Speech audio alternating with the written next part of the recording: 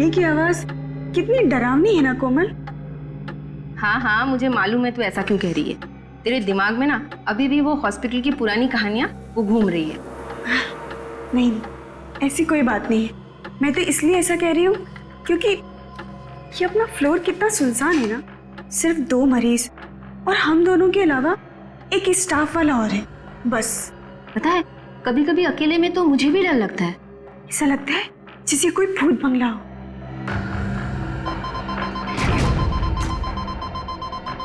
कोमल, एक इमरजेंसी है first floor पे। मैं अभी आती हूँ। हाँ।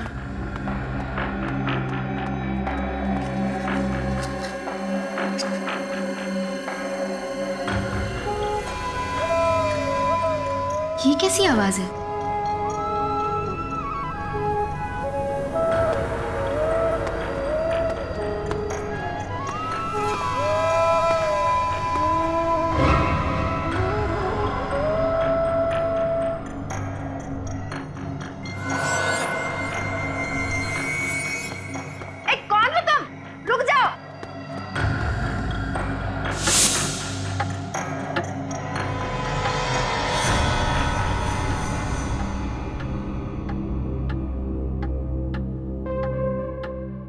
ये काम अधूरा छोड़कर कोमल कहाँ चली गई? कौन हो तुम? अरे रुको, अरे कहाँ जा रहे हो? अरे कुछ जवाब क्यों नहीं देते? रुक जाओ। अरे अरे सुनिए तो सही, सुनिए, रुकिए। अरे सुनो। जी मैम। तुमने कोमल को देखा कहीं? नहीं मैम, मैं इस फ्लोर पे नहीं हूँ और अभी अभी आया हूँ ये सामान रखने के लिए। ये आवाज किसकी आ रही है? पता नहीं मैम।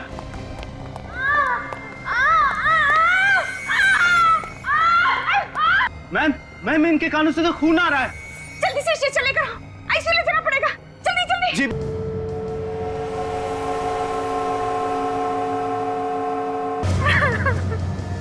ऐसा इसने क्या सुन लिया जिससे इसके कान के पर्दे भी फट गए और ब्रेन हेमरेज भी हो गया? सर, उस कॉरिडोर में ही कुछ हुआ था, वरना ये तो ठीक ठाक थी। जब तुम्हें ऐसी हालत में मिली थी, इसने तुमसे कुछ कहा था? नहीं सर, मुझसे तो कुछ भी नहीं कहा था, लेकिन हाँ, एक आदमी से डरी हुई थी और कह रही थी कि उसे कोई आदमी दिखा था जो सफेद कपड़ों में लिपटा हुआ था। हो सकता है कॉरिडोर में। इस हॉस्पिटल में ही कुछ गड़बड़ है। हॉस्पिटल खुले हुए अभी कुछ दिन हुए हैं और ये सब नाटक शुरू हो गया।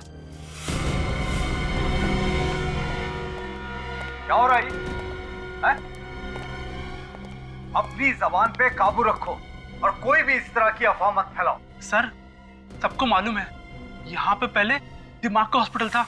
इस तरह की घटनाओं की वजह से ही ये हॉस्पिटल बंद हुआ था। सुना तो मैंने भी था, उस वक्त भी ऐसे कुछ लोगों की मौत हुई थी। तुम लोगों को शर्म नहीं आती इस तरह की बातें करते हुए? जिस थाली में खाते हो उसी में छेद करते हो।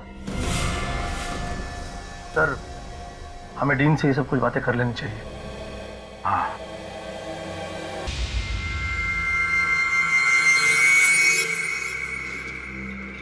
अरे यार श्रवण, ये कॉरिडोर तो ठीक ठाक दिखता है, फिर कोमल मैडम की मौत कैसे हो गई? वो सब बातें मत कर, कोई सुन लेगा। हमें क्या लेना देना है उस बात से? लेना देना है, आखिर उसकी मौत अचानक कैसे हो गई बिना किसी वजह के? रात को 4 बजे ये सब बातें डिस्कस कर रहा है तू? आसपास कोई हो सकता है। कहाँ पे? मैं बोल भी नहीं सकता हूँ, वो सुन लेंगे तो नाराज हो जाएंगे। तुम्हें ना यार पक्का डरपोक है।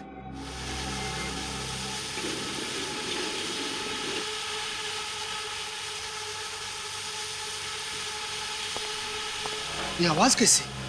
मैंने कहा ना, कोई है यहाँ पर। तू चुपचाप जल्दी चल यहाँ से। देखा क्या? वो जो गया अभी। कौन? मैंने तो नहीं देखा। अच्छा तू रुक यहीं, मैं अभी आता हूँ। अभी तो इतना डर रहा था, अब अचानक कहाँ जा रहा है तू? मैं अभी आके बताता हूँ।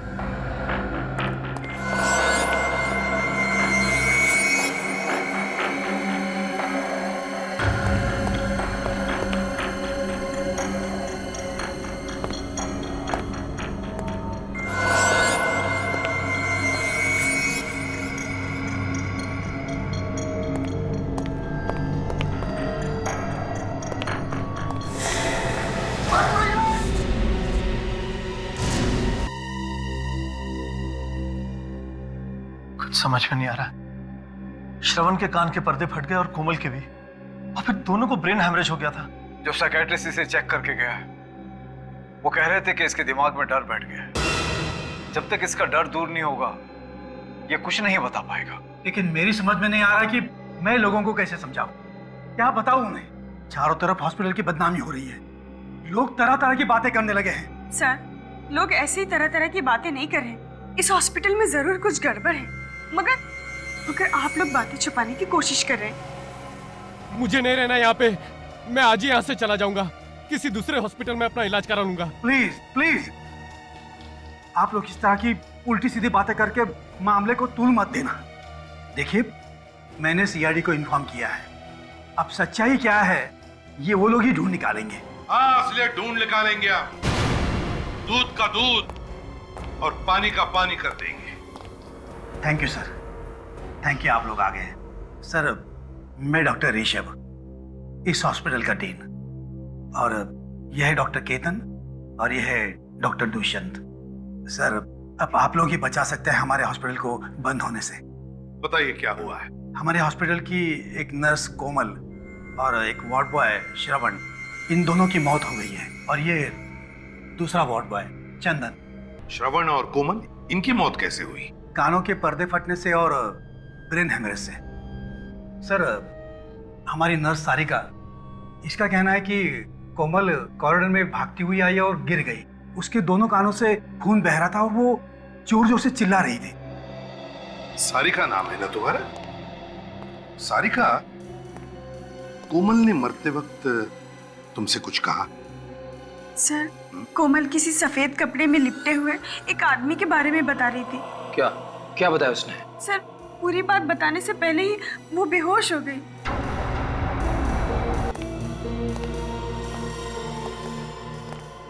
चंदन और श्रवण, क्या इन दोनों के साथ भी वैसा ही हुआ जैसा सारिका बता रही है? जी सर, इन दोनों की मौत भी ठीक वैसी हुई, और वो भी उसी कॉरिडोर में। अच्छा, ये चंदन ने खुद कुछ बताया था?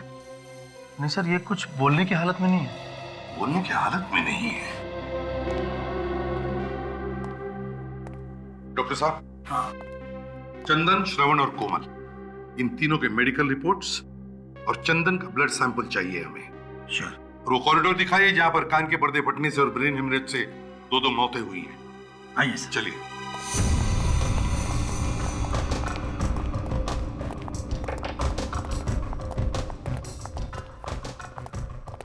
सर, यही वो कॉरिडोर है जहां दोनों घटनाएं हुई हैं। सारिका, तुम उस वक्त कहां पर थी? सर, मैं और कोमल सामने कैबिन में बैठे हुए थे सर। फिर कुछ देर के लिए मैं नीचे चली गई रिसेप्शन पर। जब वापस आकर देखा तो कोमल कैबिन में नहीं थी सर। तभी मैंने देखा कि वो वहां से भागती हुई आ रही है, और उसके कान से बहुत खून निकल रहा था सर। सर, चंदन और श्रवण दोनों यही बेहोश मिले थे।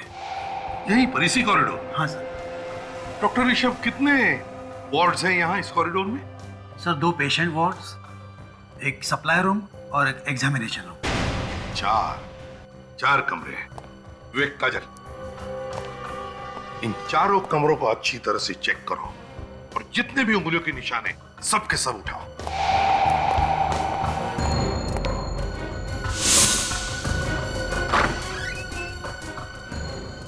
इसे एक बात बताओ, कोमल ने जो सारिका को बताया था उस सफेद कपड़े में लिपटे हुए आदमी के बारे में, क्या तुमने देखा है उसे? नहीं सर, सफेद कपड़ों में ऐसा कोई आदमी नहीं दिखा आज तक, मगर हाँ, कभी कभी अजीब सी आवाज जरूर सुनी है। आवाज? जी सर। कैसी आवाज? सर, जैसे किसी पाइप में से कोई हवा पास हो रही हो।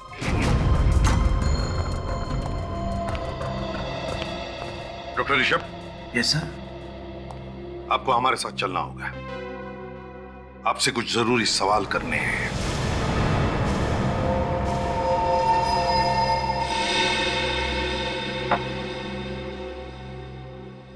देखिए मिस्टर ऋषभ, घबराइए मत।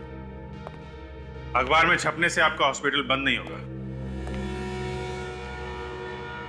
बंद तो नहीं होगा सर, लेकिन बदनामी तो होगी ना। हाँ, बदनामी तो जरूर होगी, क्योंकि वहां काम ही कुछ ऐसा हुआ है। सबसे पहले तो आप अपने स्टाफ को समझाइए। सबके सब चिल्ला रहे हैं कि वो जगह डरावनी है। सर मैंने बहुत समझाया उन लोगों को कि वो जगह डरावनी नहीं है, लेकिन 1970 में जब वहाँ दिमाग का हॉस्पिटल बना था तभी से किसी ने अफवाह फैला के रखी है वहाँ। अफवाह? कैसी अफवाह? यही कि उस जगह में कुछ गड़बड़ है और इसीलिए वो दिमाग का हॉस्पिटल बंद कर दिया गया था। लेकिन उसके कुछ दिनों बाद हमारे चैरिटेबल ट्रस्ट ने फिर से परमिशन लेके ये हॉस्पिटल बनाया था। अब तक तो सब कुछ ठीक ठाक था, लेकिन अचानक ये मौत होने लगी।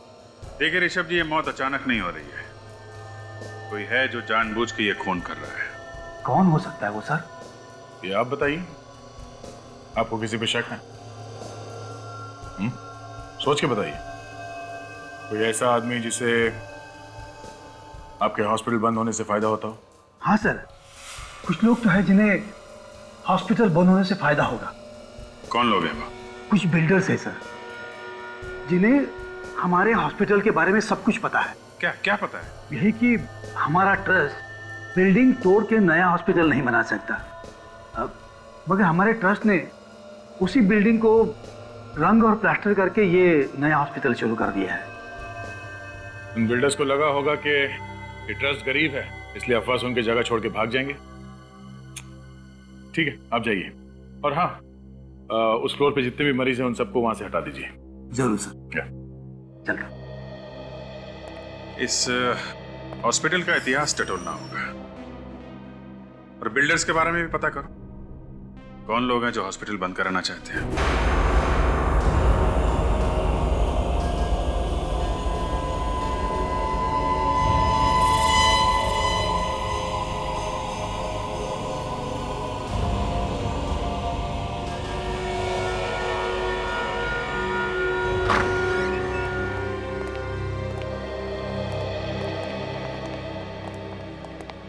हाँ भैया, क्या हाल है?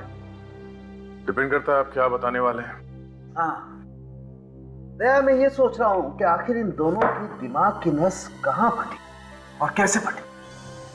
क्योंकि देखो, ये दोनों के दोनों जवान हट्टे कट्टे, तो फिर इन्हें ब्रेन हेमरेज हुआ कैसे?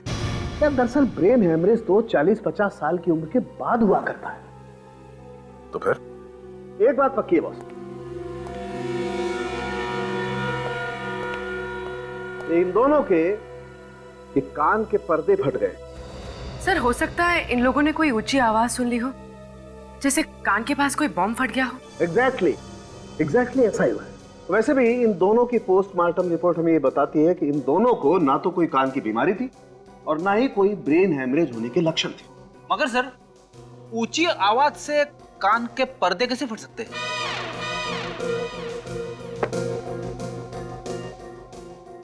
अपना कान यहाँ लाओ, अपना कान मेरे मुंह के पास लाओ। हाँ! जवाब मिल गया क्या? क्या बोला? ये तो गया। अरे क्या बोला? कुछ सुनाई नहीं दे रहा है। दया, ऐसी 4000 मेगाहर्ट्ज की आवाज अगर कान के पास क्रिएट की जाए तो कान के पर्दे फट सकते हैं। चाट बाजार? अबे चाट बाजार नहीं, 4000। फिर वही चाट बाजार। खाने की बातें यहाँ पे क्यों कर रहे हो सर? कहीं की बातें कहीं। आप मजाक कर रहे हो क्या? डॉक्टर साहब, मैंने आपसे कई बार कहा कि फ्रेडी के साथ रिस्क मत लो। हाँ यार, गलती मेरी है बस। सर, अगर हॉस्पिटल में इतनी जोर की आवाज हुई है तो और लोगों ने भी सुना होगा, मगर वहां पे तो किसी ने कुछ सुना ही नहीं। अब यार, ये तो नहीं पता किसी ने वो आवाज क्यों नहीं सुनी, लेकिन ये बात पक्की है कि इन लोगों के कान के पर्दे इतनी ऊंची आवाज की वजह से ही फटे। और ब्रेन हेमरेज कैसे हुआ सर? पूर्वी, इन दोनों का ब्रेन हेमरेज भी वही हाई फ्रीक्वेंसी साउंड की वजह से हुआ है। मैं बताता हूं, आओ। ये बताया, जिस ऊंची आवाज की वजह से इनके कान के पर्दे फटे हैं, उसी ऊंची आवाज की वजह से इनके दिमाग में एक किस्म का केमिकल रिएक्शन हुआ, जिसकी वजह से इन दोनों के दिमाग की नसें फट गई और इन दोनों का ब्रेन हेमरेज हो गया। मगर सर वो दूसरा वार्ड बॉय चंदन, उसे ब्रेन हेमरेज क्यों नहीं हुआ? उसके तो सिर्फ कानों के पर्दे फटे हैं। ये भी पता चल जाएगा। जैसे उसकी ब्लड रिपोर्ट आएगी ये पता चल जाएगा। और वो जो उंगलियों के निशान मिले थे डॉक्टर तारिका हॉस्पिटल वार्ड के दरवाजे के ऊपर से, उसमें कोमल या श्रवण की उंगलियों के निशान मिले? नहीं, अभी तक तो नहीं मिले। मैं एक निशान से मैच करके देख रही हूँ।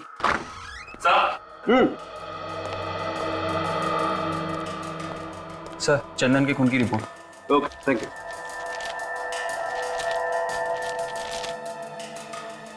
Oh my God! क्या हुआ सर? अरे यार, चंदन के खून में तो ऐसी मिली है जो उसे ठीक होने ही नहीं देगी। इस चंदन को तो गलत दवाई दी जा रही है बॉस। ये दवाई हॉस्पिटल में दे रहा होगा कोई।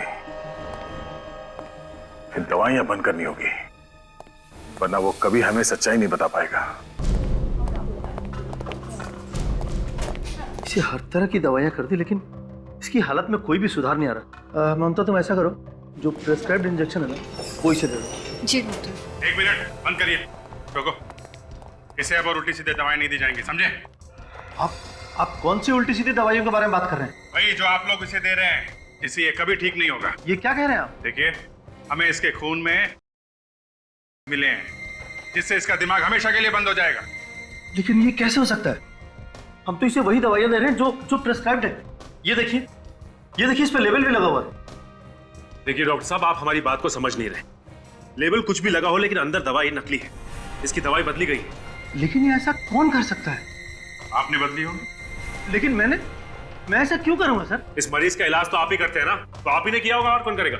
सर, लेकिन मैंने इसे दवा नहीं दी है। तो फिर कौन देता है दवा इसे? वो सर, सारिका ही इसको दवाई देती थी और इंजेक्शन भी वही तैयार करती थी, लेकिन आज उसकी ड्यूटी दूसरे वार्ड में है। ये सारिका वही है ना जो उस रात कोमल के साथ में थी? जी। जरा बुलाइए उसे। जी सर, वो फोन नहीं उठा रही है। सर, कहीं वो भाग तो नहीं गई? सारिका मैडम से क्या हो गया? सारिका मैडम! क्या हुआ?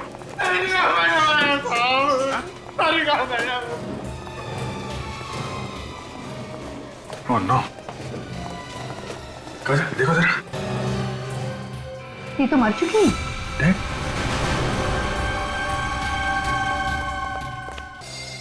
लगता है जहरीली पेन मारी गई है और नीला पड़ गया आसपास। काजल, अच्छी तरीके से बॉडी चेक करो। सब कैसे हुए ये सब? साहब, मैं डिटर्जेंट का बॉटल लेने गया था साहब, तो उसी टाइम देखा कि सारिका मैडम मरी पड़ी है। तुमने यहाँ पे और किसी को देखा? नहीं साहब। सर, मैंने 15 मिनट पहले सारिका मैडम को कॉरिडोर पे देखा। वो बिल्कुल ठीक थी सर। फिर पता नहीं सर उनको क्या हो गया। अच्छा, जब तुमने इसे देखा था तो ये अकेली थी या इसके साथ में कोई और भी था? नहीं सर, वो अकेली थी। वो तो सर अपना हाजिरी बना के स्पेशल वार्ड में किसी मरीज का ब्लड प्रेशर चेक करने गई थी। मैंने भी उससे नई दवाइयों की फाइल के बारे में पूछा था, तब तक तो वो सही थी। फिर कौन मार गया उसे? सारिका खूनी को जानती थी। ऐसा ही लगता है। और खूनी को लगा हुआ कि हम इस सारिका तक पहुंचने वाले हैं, इसलिए उसने सारिका का खून कर दिया। इस सारिका तो सिर्फ एक महारा थी अभिजीत। असली खूनी तो अभी भी शराफत का मुखौटा लगाकर घूम रहा है हॉस्पिटल में। इसके शराफत का मुखौटा उतारने के लिए कोई चाल चलनी पड़ेगी दया, क्योंकि खूनी को पता चल चुका है हम उस तक पहुंचने वाले हैं, इसीलिए उसने सारिका को मार दिया। इस सारिका के हस्बैंड से पूछताछ करेंगे, उसे कुछ ना कुछ तो मालूम होगा वो किसके लिए काम करती थी। मगर वो भाग गया, कभी ना कभी तो वापस आएगा ना। सर इस हॉस्पिटल का ब्लूप्रिंट मिल गया है सर, और ये वो फाइल है सर, इसमें उस हॉस्पिटल की पूरी जानकारी है सर। और सर ये वो नक्शा है जब वहाँ पे दिमाग का हॉस्पिटल था सर, और ये वाला अभी का है, अभी के चैरिटेबल हॉस्पिटल का सर। ये दिमाग का हॉस्पिटल बना 1970 में और बंद हुआ 1990 में। जी, इस दोनों नक्शे में कुछ ज्यादा फर्क नहीं है, बिल्कुल एक ही जैसे हैं। ये बिल्डिंग बनाया गया, बस ये कुछ ब्लॉक्स बनाए गए हैं, बाकी तो ऐसे ही है। डीन भी यही कह रहा था। इस नक्शे को देखकर लगता नहीं है कि इसमें कोई ऐसा कमरा है जहां से 4000 हर्ट्ज के आवाज निकलती होगी। कमरा तो बना है दया, वो भी काफी सोच समझ के, क्योंकि उन लोगों को मालूम था कि बिल्डिंग के बनावट के साथ छेड़छाड़ करेंगे तो बिल्डिंग गिर जाएगी। पर सर उस कमरे के बारे में पता चलेगा कैसे? उन उंगलियों के निशान से पता चलेगा जो दरवाजे पे से उठा के लाए गए हैं।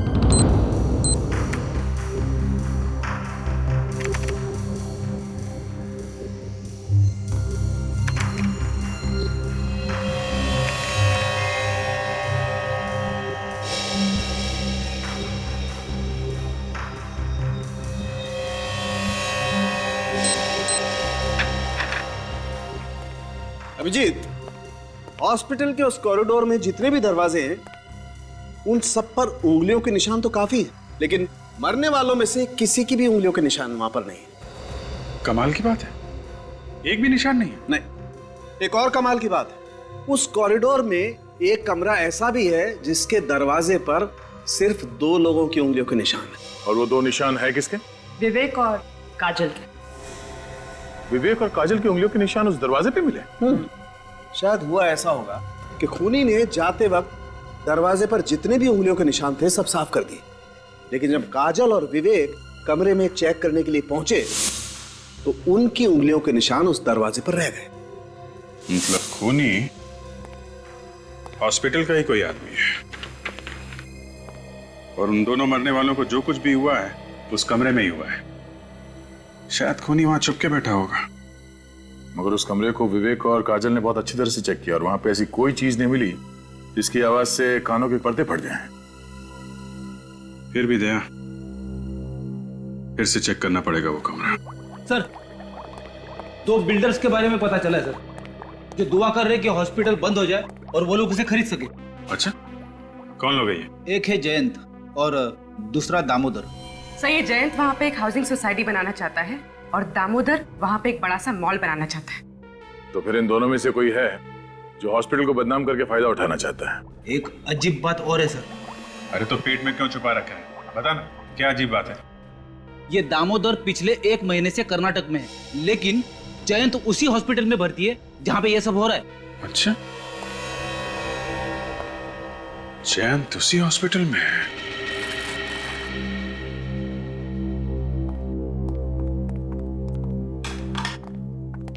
कैसे है मिस्टर जैन?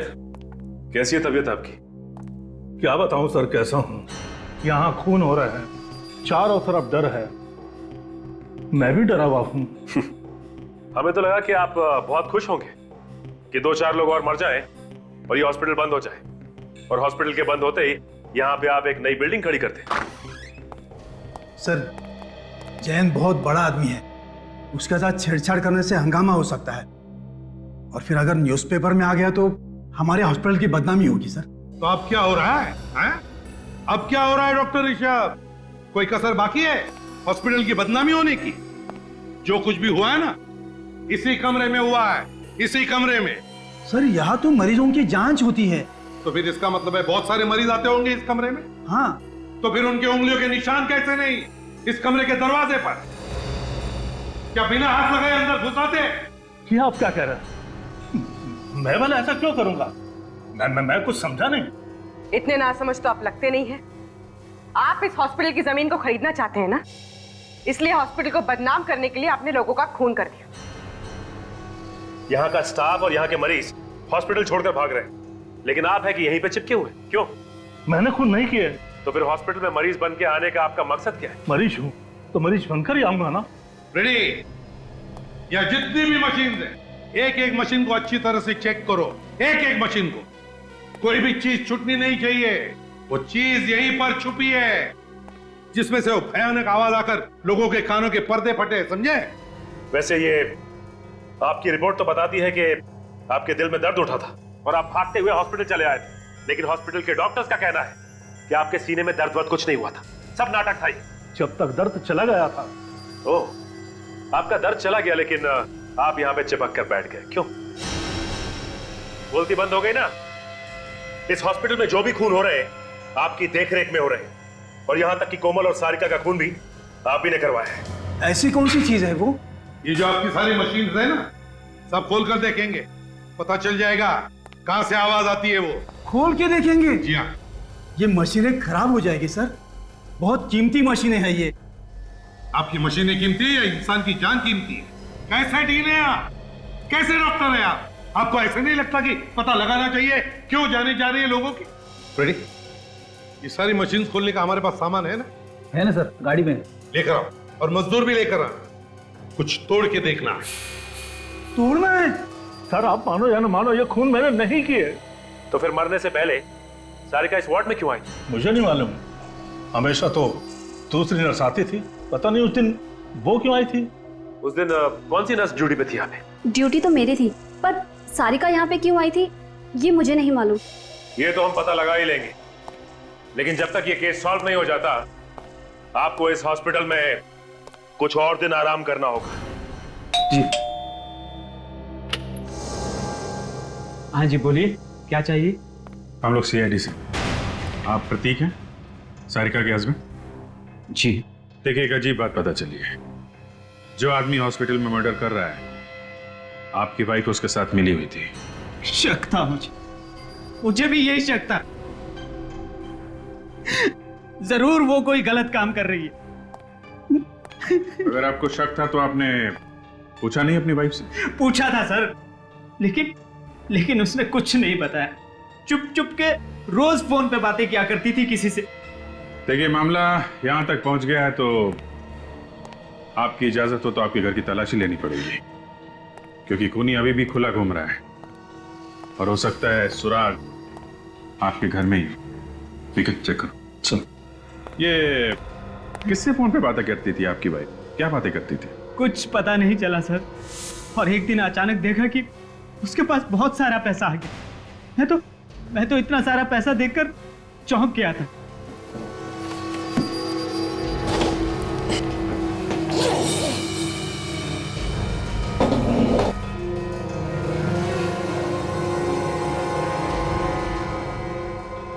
सर, तो म्यूजिकल इंस्ट्रूमेंट ये आप बजाते हैं? ये कहां से आई?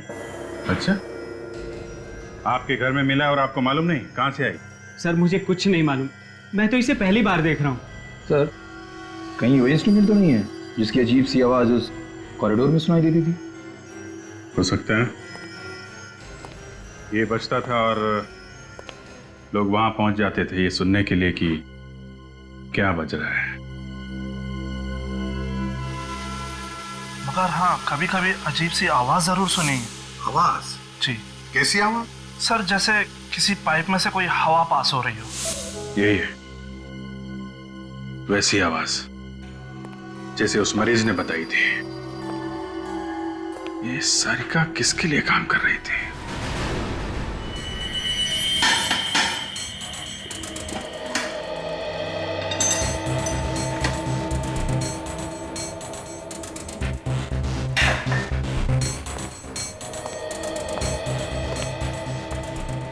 सर इस आदमी को पता भी नहीं कि क्या करना है, फिर भी इसने सारी मशीनें खोल के रखी है। ये आदमी ट्रेन है क्या? ट्रेंड नहीं हूं, लेकिन गधा भी नहीं हूं, समझे? सर, सर हम लोग जैन से मिलके आ रहे हैं। उसे देख के लगता नहीं कि उसे कोई बीमारी मारी है सर। अच्छा। और तो और सारिका ने मरने से पहले आखिरी बार जैन से ही बात की। और सर सारिका की ड्यूटी भी नहीं थी उस वक्त उस वार्ड में। तो बताइए डॉक्टर ऋषभ, एक हट्टा कट्टा आदमी जयंत आपके हॉस्पिटल में मरीज बनकर लेटता है और आपकी हॉस्पिटल की नर्स सारिका उससे मिलने के बाद मर जाती है। कैसे? मालूम नहीं सर। और सारिका, बताइए सारिका वहां पर गई क्यों उस वार्ड में जब उसकी ड्यूटी नहीं थी? मुझे मालूम नहीं सर। अरे इसके अलावा कोई जवाब है क्या नहीं आपके पास?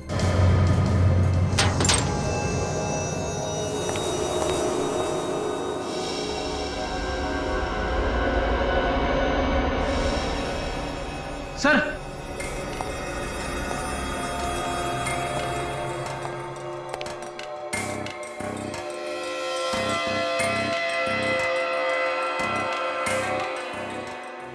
सोनिक वेपन, आवाज का हथियार, ये भी आवाज का हथियार,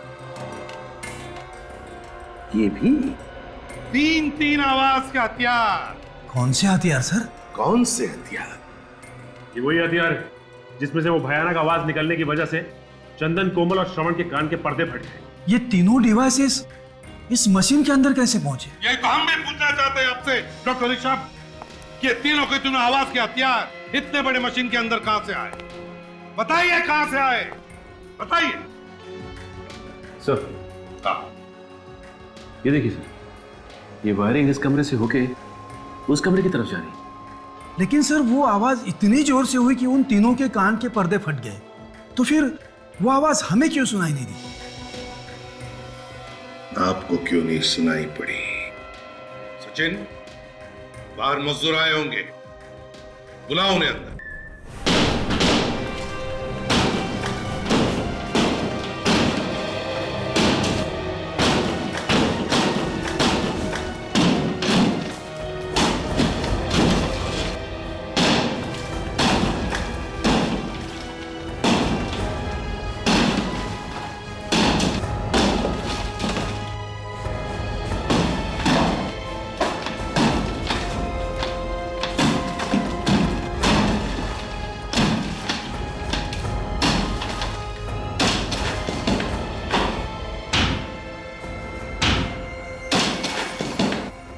देखा डॉक्टर ऋषभ, सारी दीवारों को साउंड प्रूफिंग किया है, ऐसे साउंड प्रूफिंग, और इसीलिए या जो भी आवाज हुई अंदर वो बाहर किसी को पता नहीं चला।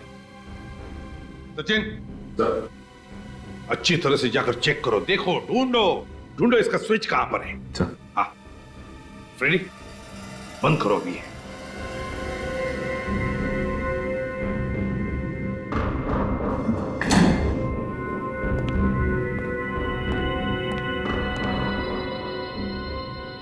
पूर्वी, फ्रेडी, अपने अपने कान इन ईयरमफ से अच्छी तरह से ढक लो, हैं?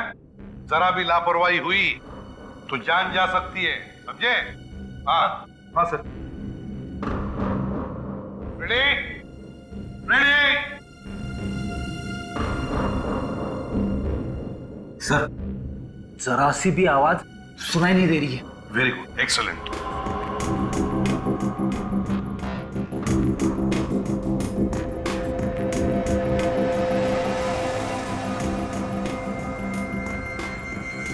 अब जैसे ही सचिन को वो स्विच मिलेगा, वो 5 सेकंड के काउंट के बाद वो स्विच ऑन करेगा और फिर इसमें से वो भयानक आवाज आनी शुरू हो जाएगी। ये रहा वो स्विच जिसे खूनी ऑन करता है और वहां से डिवाइस चालू होता है। सर, सचिन सर को स्विच मिल गया। स्विच मिल गया, कान बंद करो जल्दी। 1 2 3 4 5।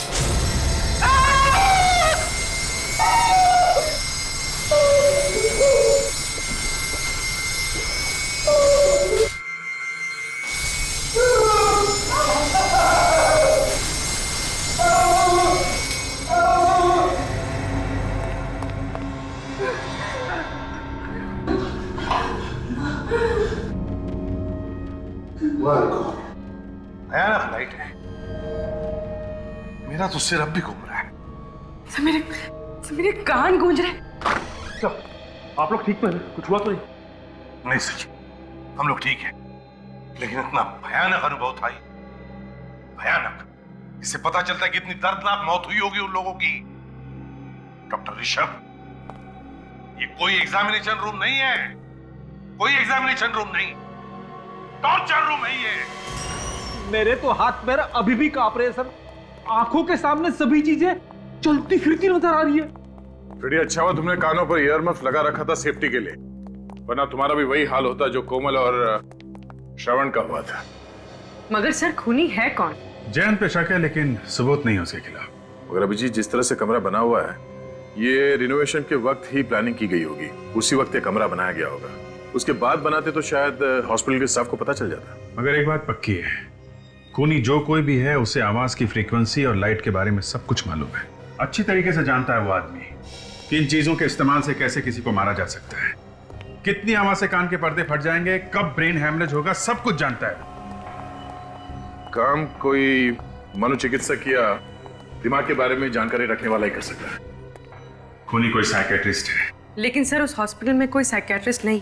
कोई तो है पूर्वी, कोई तो है जो असलियत छुपा के वहां पे रह रहा है। उसे बाहर निकालने के लिए कोई खेल खेलना पड़ेगा, कोई दिमागी खेल। ऐसे कब तक इंतजार करेंगे? कम से कम मरीजों के बारे में तो सोचो। सर, हमें और भी मरीजों को देखना है, हम लोग चलें? नहीं,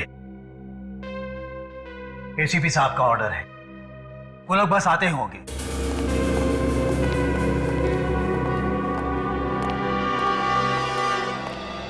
सर, पता चला कि खूनी कौन है? हाँ बिल्कुल पता चल गया, बस थोड़ी देर में बता देंगे।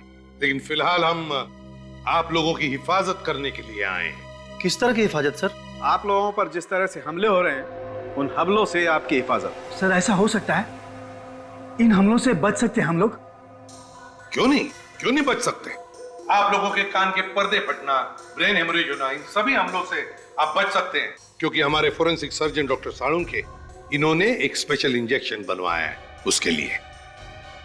कहीं हम लोग और भी बीमार तो नहीं हो जाएंगे इस इंजेक्शन से? जी नहीं, आप लोग बिल्कुल मत घबराइए। बहुत सारे टेस्ट करने के बाद ये इंजेक्शन बनाया गया है। मैंने अपने ऊपर भी टेस्ट किया इस इंजेक्शन को, बिल्कुल चिंता मत कीजिए, कोई प्रॉब्लम नहीं होगी। डॉक्टर साळुंखे बताएंगे कि इस इंजेक्शन में कौन सी दवाई है? आई मीन फॉर्मूला क्या है? आप लोगों में से कोई दिमाग का डॉक्टर होगा तो पहचान सकता है फार्मूला क्या है। फिर भी सर आप बताइए तो सही। सोडियम पेंटाथॉल सीरम है इसका नाम। लाओ आ दो। क्या कर रहे हैं आप? क्या हो गया डॉक्टर दुष्यंत? आपने अपना हाथ पीछे क्यों खींच लिया? कुछ परेशानी है क्या आपको? नहीं, कोई परेशानी नहीं है, लेकिन ये समझ में आ गया है कि आप लोग क्या करने जा रहे हैं। अरे वाह, क्या बात, बड़े होशियार हैं आप डॉक्टर दुष्यंत। हैं? तो फिर बताइए क्या करने वाले हैं हम? आप लोग हम सबको बेवकूफ बना रहे हैं, क्योंकि सोडियम पेंटाथॉल मानसिक रोग दूर नहीं करता है, बल्कि सच्चाई उगलवाने की दवा है जो कि अपराधियों को दी जाती है। डॉक्टर दुष्यंत, ये सब आप कैसे जानते हैं? वो डॉक्टर दुष्यंत तो और भी बहुत कुछ जानते हैं, है ना डॉक्टर दुष्यंत? ENT स्पेशलिस्ट, कान नाक और गले के स्पेशलिस्ट। वैसे आप मत घबराइए, इसमें सिर्फ ग्लूकोज का पानी है। हाँ डॉक्टर दुष्यंत, तुम्हारी सच्चाई जानने के लिए किया हुआ ये ड्रामा है, समझे? बोलिए क्या बोलना है?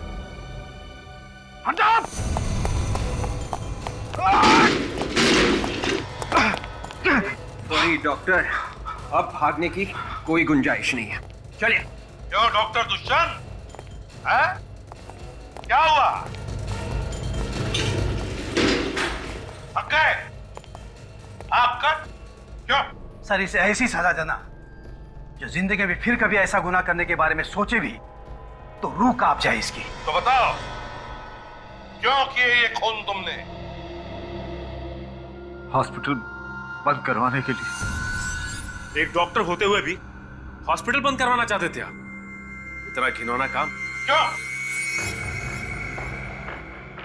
क्योंकि किसी ने मुझे पैसों को लालच दिया था। वो जानता था कि मैं दिमाग का डॉक्टर हूं, बिना हथियार के मैं किसी का भी आसानी से खून कर सकता हूं, और इसमें सारिका भी मेरे साथ थी। तो फिर तुमने सारिका को मारा क्यों? क्योंकि उस तक आप पहुंचने वाले थे। मुझे डर था कि अगर उसने मुंह खोल दिया तो मैं मारा जाऊंगा, इसलिए मैंने उसे भी जान से मार दिया। पैसों की लालच वो किसने दिखाई तुम्हें? दामोदर ने।